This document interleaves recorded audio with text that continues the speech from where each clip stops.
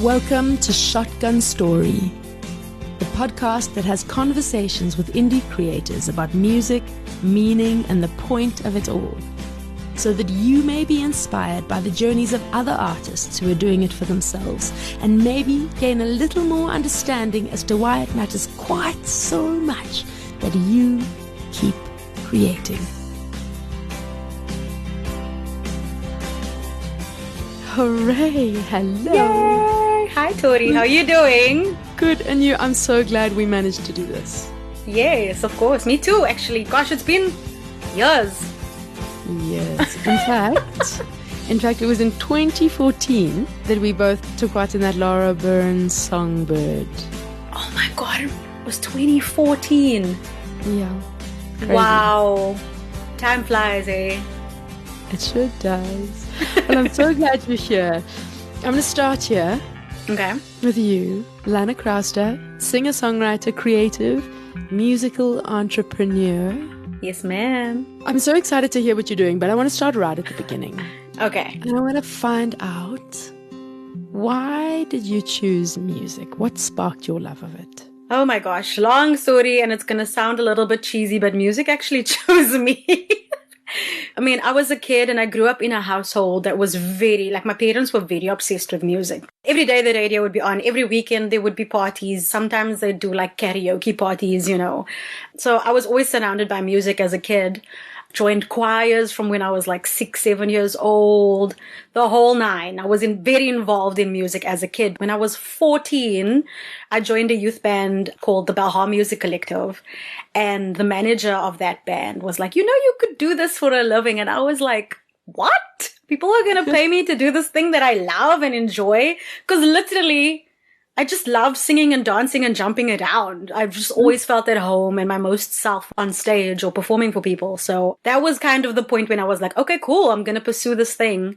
But before that, it was just fun and I was always surrounded by it. That's like my earliest memories of music. So wonderful. So this gentleman told you that you could do this for a living. Yes. And how did you do that? What were the next steps?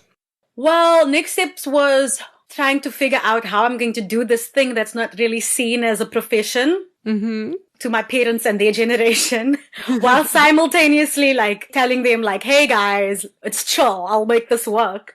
So the next step beyond, all the youth bands and things that I was doing as a teenager was, cool, I'm going to go study music at UCT. And they were down for that because, parents love a kid with a degree. Parents love a kid with a degree. It's like they can be like, okay, cool, she's going to be fine. She's got a degree, whatever. And I think they always thought that I was going to be a teacher, but I was like, there's more to do in this world. So I studied music at UCT. I did my postgrad there as well. While I was studying, I was just performing with everybody that I possibly could. I started doing backing vocals for a lot of different people. And then, it's kind of just snowballed since then. I've just been doing more interesting things and writing and recording and applying for funding to do more projects and really just pushing it and starting different projects. Like I started the Lady Day Big Band, South Africa's first all-woman big band. Amazing. Yeah, and there's just a lot of those kinds of things and a lot of social outreach as it relates to music that I've been doing over the years. So yeah, it's literally been like a snowball effect. Once I decided that this was it for me, that was it. Oh, that's so wonderful. And I mean, you've done some really exciting things. But for someone who doesn't know you and your music, what 3 to 5 highlights of your career in music? I mean, I'd have to say at least for you, maybe 5 to 10 highlights. Oh my gosh, there's so many. There's been so many. I've been very lucky, but I've also worked my ass off. So gosh, I don't know. I think definitely the biggest one for me is being able to travel. That amazing feeling when somebody books you and they're like, cool, come to Scotland to sing, or come to Malawi to sing, or come to Barbados to sing at my birthday, or whatever. The opportunities to travel has been incredible. The people that I've met on those travels, as the times when I get to travel because of music, number one highlight across the board. So that's definitely number one. I'd say number 2 is enabling myself to release my own music independently. Yeah. That shit's not easy. That shit is not easy. Lots of fundraising, lots of saving, lots of cutting back, lots of doing things in order to make a dream a reality. That's the number 2 highlight I must say about my career, because there's a lot of things that I worked my ass off for, which a lot of people would assume that it just gets handed to you when you decide to be a singer or a recording artist. But unfortunately, that's not the case, especially in our country and in our industry. We'll get to that another time. I think also being able to mentor women musicians and girl musicians, just being an example of what is possible if you stick to your guns and pursue your dreams.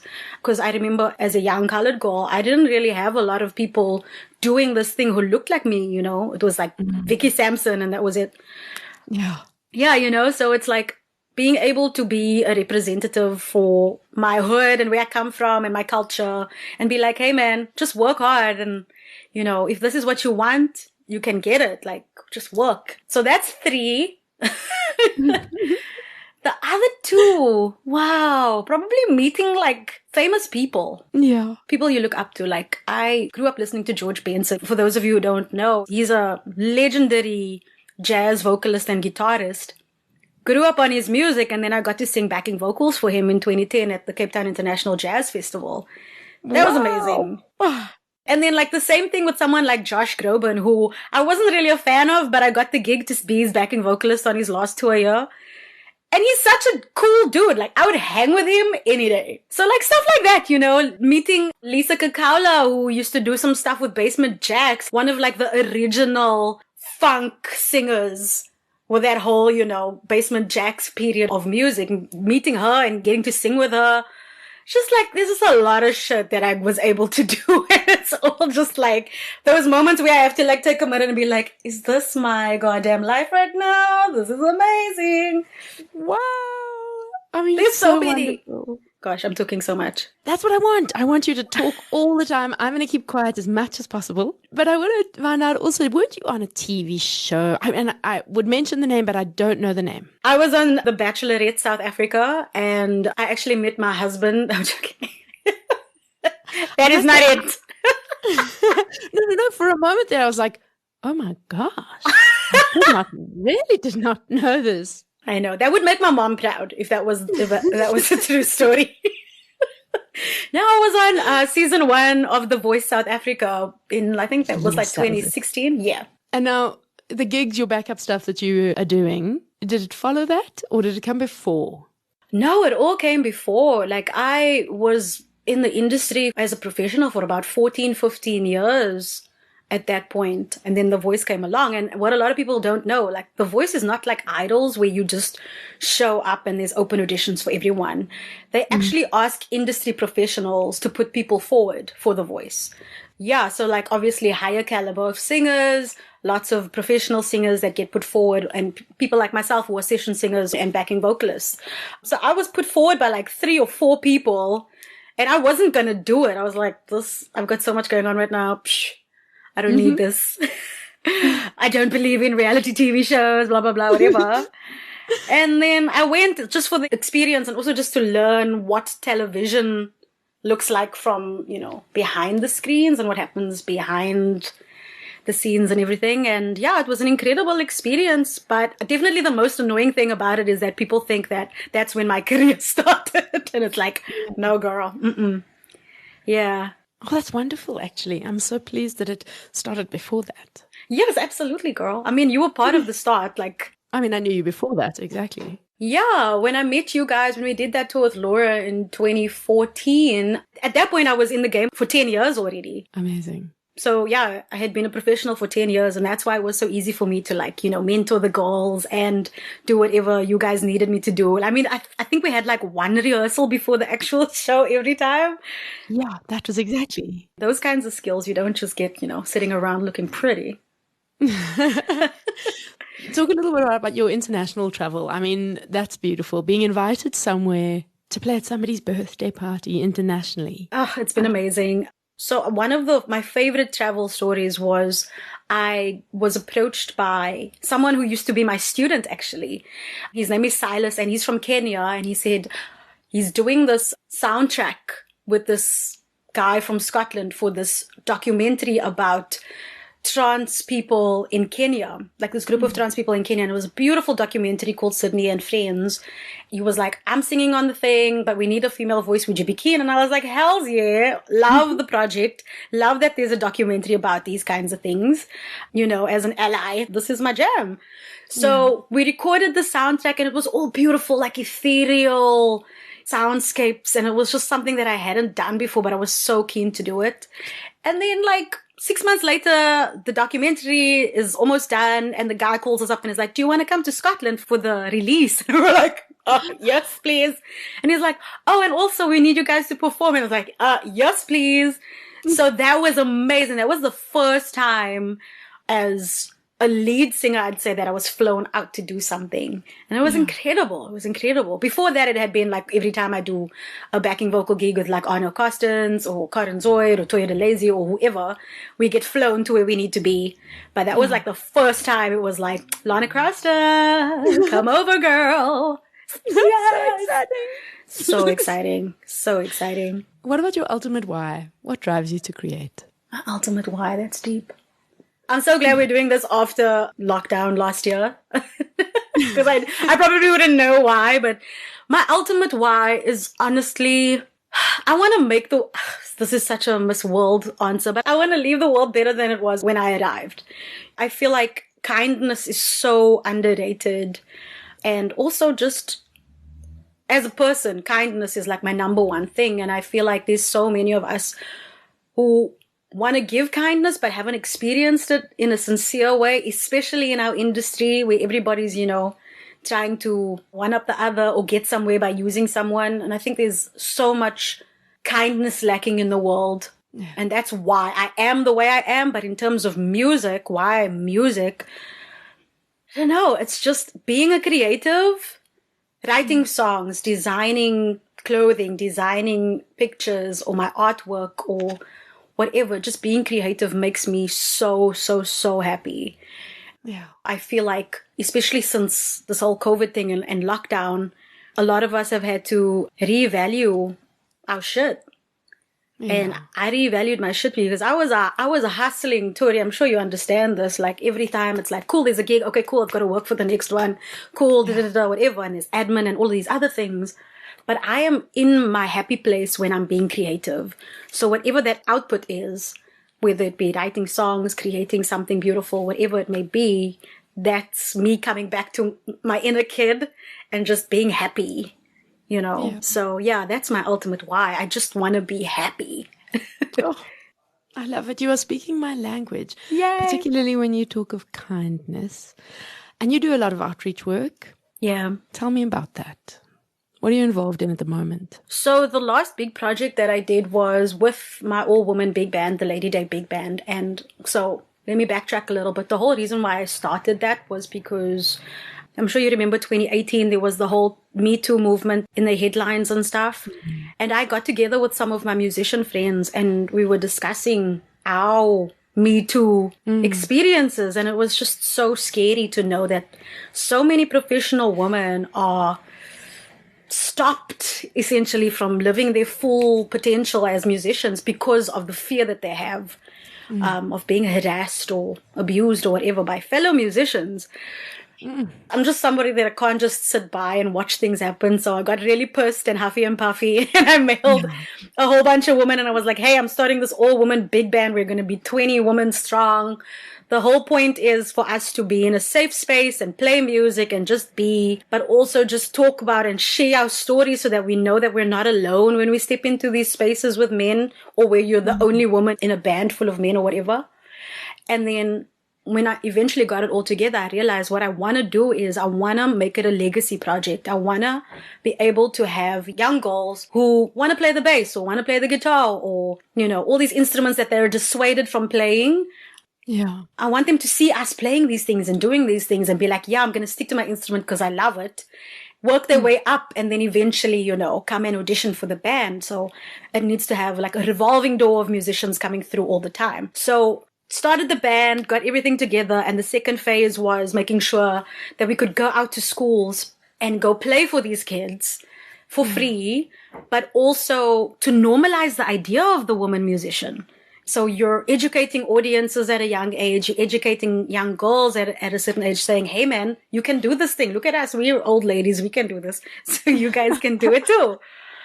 And then, I was so annoyed because COVID happened just as we were going to start our schools tour. And we kind of had to pivot and do like free workshops online and stuff, which we still did. But the most impact comes from that one-on-one and that face-to-face, you know.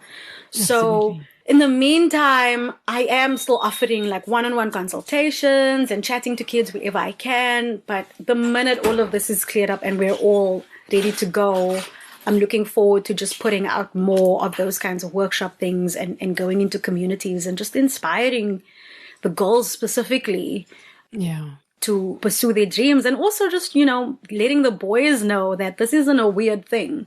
You might not be used to it, but yes, girls can play the bass and girls can play the trombone and whatever else they want to play, and it's fine. Yeah. So yeah, that's pretty much the kind of work I've been doing in the past few years. Oh, I absolutely love it. I can't wait to go and listen now. Let's talk about your songwriting process. Tell me, what do you do? How does it work? So something happens and I don't deal with it in the moment. And I let it bottle up.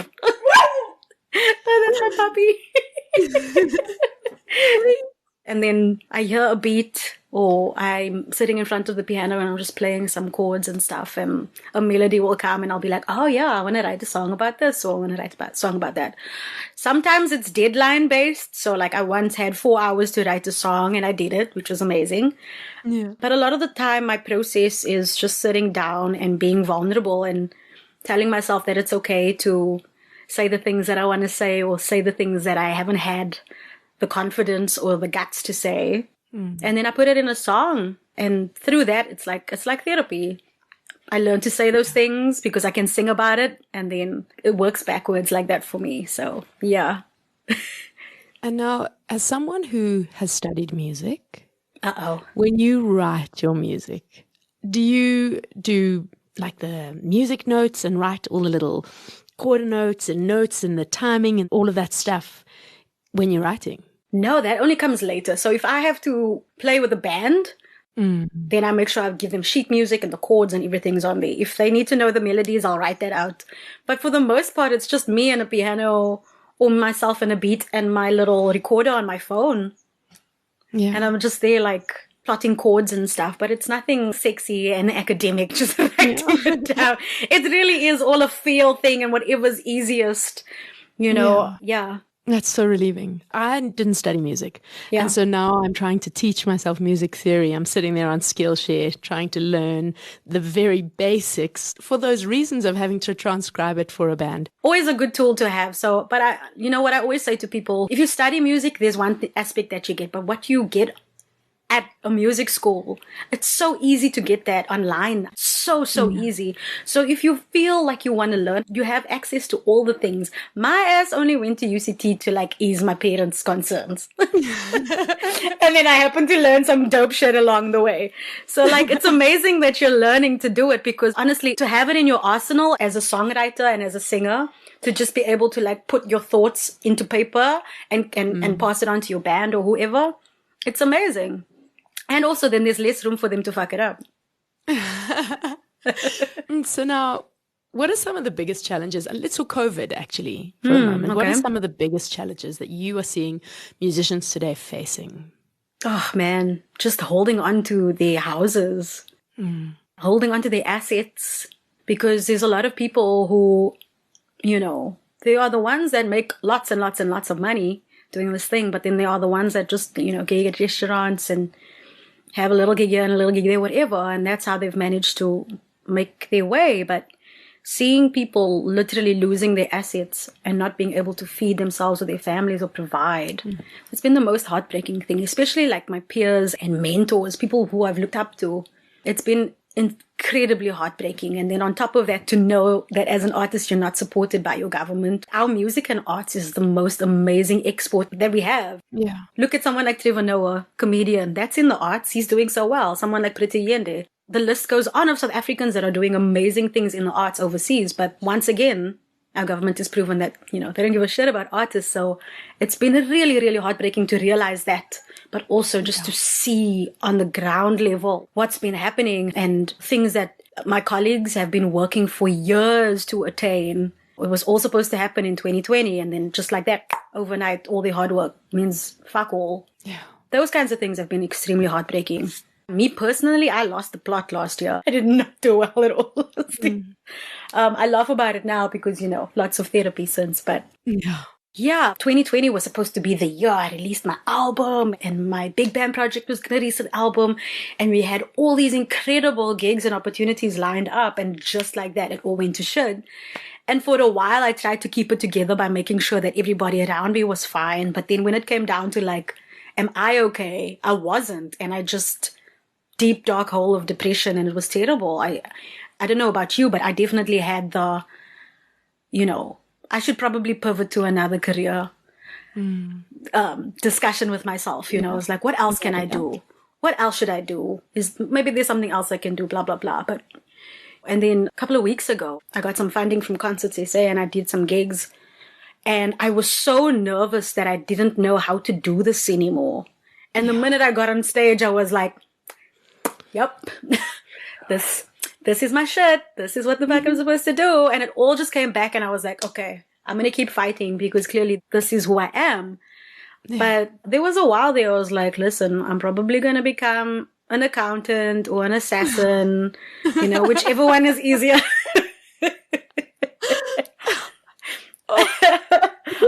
I did start watching a lot of true crime last year also, so apologies. I love your description of that getting back on stage because that is exactly after the doubt.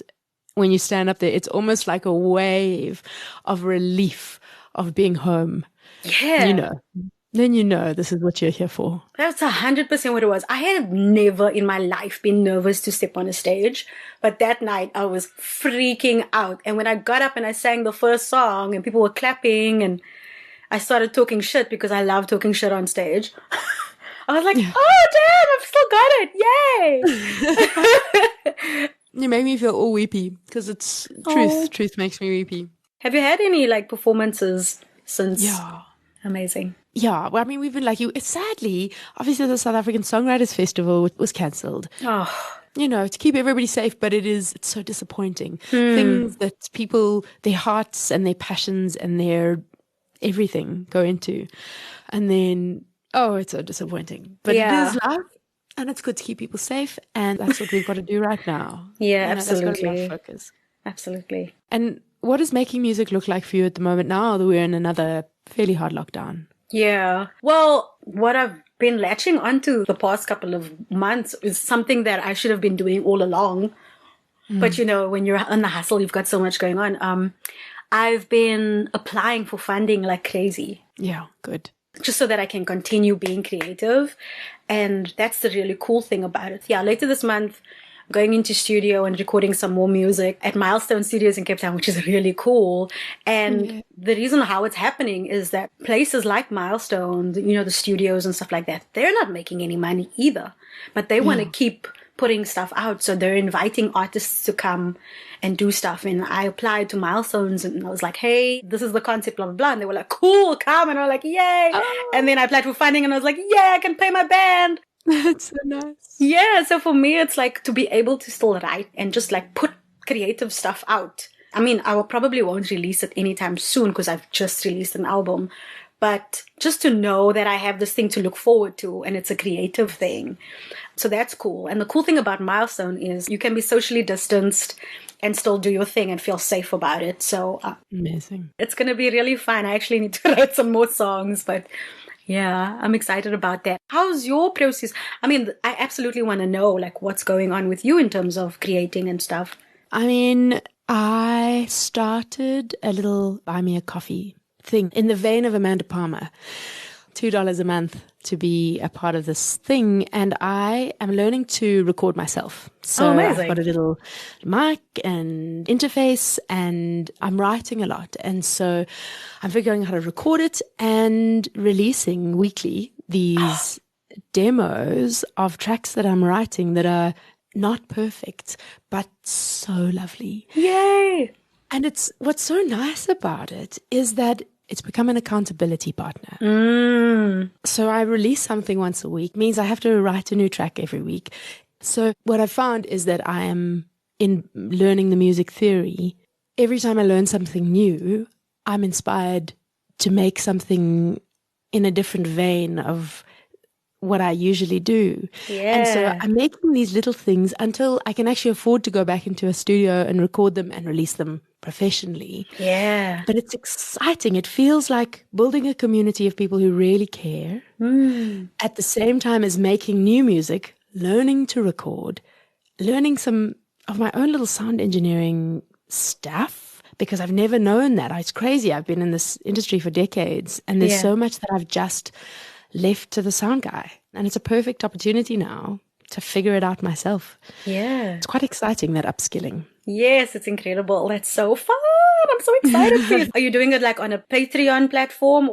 So it's called buymeacoffee.com. Amazing. It's very similar. Yeah, it's similar to Patreon. It's wonderful. I'll check it out. Yeah. We all need an accountability buddy when it comes to writing. Oh my gosh, we do. In fact, it brings me to your crowdfunding that you are doing at the moment. Oh my God, yes. That's so exciting. Okay, talk to us about it. So talking about upskilling, I love how we're segueing so beautifully. This is amazing. It's not planned, listeners. This is just how cool we are.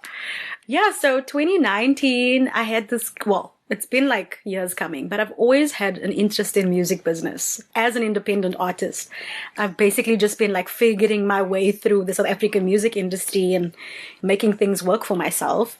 And then eventually people started messaging me and requesting that I do workshops on this and, speak at like universities and colleges and stuff. And I was like, but I'm not like super duper famous. I'm still figuring this out. I haven't cracked it yet, but okay, I'll share what I can.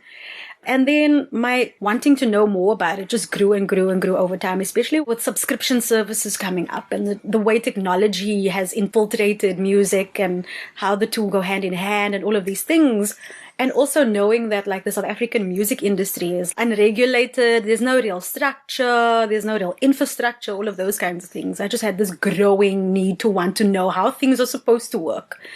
And then I had been looking for schools that do music business courses or like postgraduate degrees in music business. And I found Berkeley and New York University. Those are like the top two that do masters in music business courses. Did lots of research, blah, blah, blah. Ended up going to New York in 2018. And I was like, this is it. This is my home. I love it here. New York University it is. And then I applied. I got in. That was 2019. And then I had like 6 months to raise money to get there. It obviously didn't work because, the rand to dollar situation. Yeah. I deferred and they kept my place. And then COVID happened. And because of that, some of the scholarships that I had secured fell through, which was really shitty. Yeah. And luckily NYU gave the option to defer again. But it's the last deferral I have. So I have to show up in September. Absolutely. And I've literally just been applying for scholarships, approaching people for sponsorship, in addition to having the crowdfunding going, because it's a lot of money. And the sucky thing is, like, of all the scholarships that are available to me, there aren't many that are available to arts and postgraduate arts. And also because music business falls like between music and between business, it's not really recognized as a thing. So it's been really tough, really, really tough to raise the money. But I'm determined, Tori. I am determined. And I've got my crowdfunding going on, which I'll be pushing. I'm still going to be doing some fundraising concerts and a whole bunch of things, selling my kidney, like a whole bunch of things. Just a whole bunch of things. Now more than ever, it's so important. Because the whole point is I want to go and do this thing and come back and like share this knowledge with my peers. Yeah, absolutely. Like there's no reason why we should be struggling the way we are. We should all have been doing things as if we are a business already and making sure that we know how to run these things and be ahead of the curve in terms of all kinds of new trends that are coming into music. There's no reason why we should be left behind. And be dealing with things that we're dealing with right now. So I really want to go do this thing and get this degree and come back and just like help change people's lives, man, and make sure that everybody can be successful in music, but also have longevity and look after themselves and their families. Amazing. Give us the link, the crowdfunding link. Oh my gosh. So it's backabuddy.co.za/Lana Crowster. So that's LANACROWSTER. Amazing. We're out here trying to upskill, Tori, so that we can just like help ourselves and help other people. I absolutely love that. And as we run down to the end, I just want to know, is there a song in existence that you wish that you had written? Oh my gosh. Yes. Oh my God. Juice by Lizzo. It's just so feisty and so confident, and she serves you the best vocal, and it's such simple production, but it just gets you up and dancing. I would love to be able to write something that joyful. It's like the female version of Happy, you know, Pharrell Williams is "'Cause I'm happy." Like, it ain't my fault that I'm out here getting loose. I'm the pudding and the proof. Gotta blame it on my juice. Yeah, yeah, yeah. It's so good. Oh, I love it. I love it, and I love your voice. Thank you. Someone you haven't worked with that you still want to. A wish list collaboration. Oh my God. Okay. Lizzo, number one. Rihanna. And then there's this incredible singer from Cape Town. Her name is Candace Thornton. She's got the most incredible voice. She's like a tenor, but like, you know, that beautiful, soulful, you know, Malva pudding with the custard on. Like, she's got this incredible voice. And I'm just like, I need to write a song for us because I want to sing with you. Yeah, there's just like a lot of incredibly dynamic female hip-hop, R&B. Oh, Jasmine Sullivan, but I just want to sit and sing backing vocals for her because she's incredible. There's a long list. Bruno Mars, so that I can write a up-tempo pop song. Wonderful choices. Yeah, I mean, you've had a long and prolific career, and I'm so excited to see where you go next. Thank you. But in the interim, what advice would you give indie artists to keep them making music when things feel really tough? Oof, don't do it. Go study accounting. Get out of here. If that hasn't worked, I'd say just like stay true to who you are. Be open to constructive criticism. Be open to learning more. Knowledge is power. You never stop learning as a musician, and learn how to listen to that inner voice. Like from day one, trust that inner voice. People will come and try and mess with your head as much as possible. But if you trust in your product and you believe in that inner voice, you're on the right track. Beautiful. Thank you. Beautiful. And socials, so people can get in touch or support you or listen or hear. Lots of socials coming up right now. So Facebook, there's the Lana Crowster Facebook page. Instagram and Twitter is @Lana Crowster. My album Subconscious is available on bandcamp.com. Just search for Lana Crowster. Obviously, I'm on all the Spotify's and all the streaming platforms. So definitely listen, but preferably buy. B-U-Y. Bye. And yeah, if you want to stay posted on everything that I'm doing, my website is www.lanacrowster.com. Thank you. I feel really inspired after talking to you. Yay, me too, Tori. It's so nice to catch up with you again. Gosh. It is so nice. And stay healthy, and good luck with the Back a Buddy campaign. Thank you. And you stay healthy too. Look after yourself, babe. If you are an indie artist whose passion for what you do can inspire or fuel others, get in touch. I'd love to chat. You can find me on Instagram @ShotgunTory. You've been listening to another production from Solid Gold Podcasts. Smiling sweetly, stand up first to greet me. Isn't she lovely? I see it clearly. Wishing she could be me. How sweet the fantasy. In another life, you will do what's right, putting up a fight for what you believe in. But until that day, you will forge your way, masquerade and stay around to believe in. Won't justify that life, 'cause I know fake heart.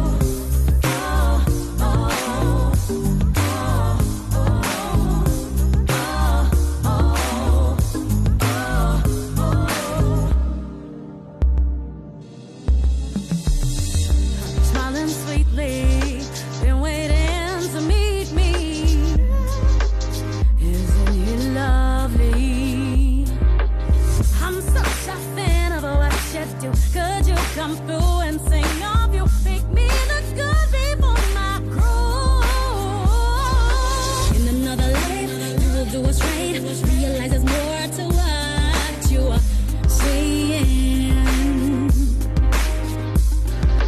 But until that day, you will forge your way. Gotta live a life with full sense of being. Won't justify that life, 'cause I know fake hearts won't find the kind of love I will find in time, in time. Fake minds won't find the kind of beauty here inside. Fake minds won't find.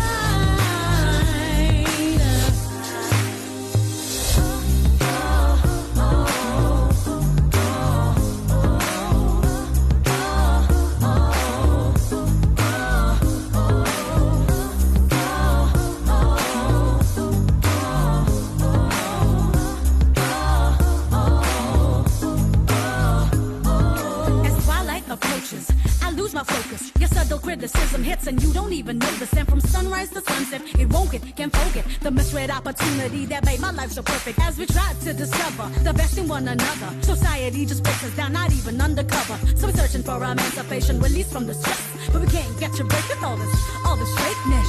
Fake.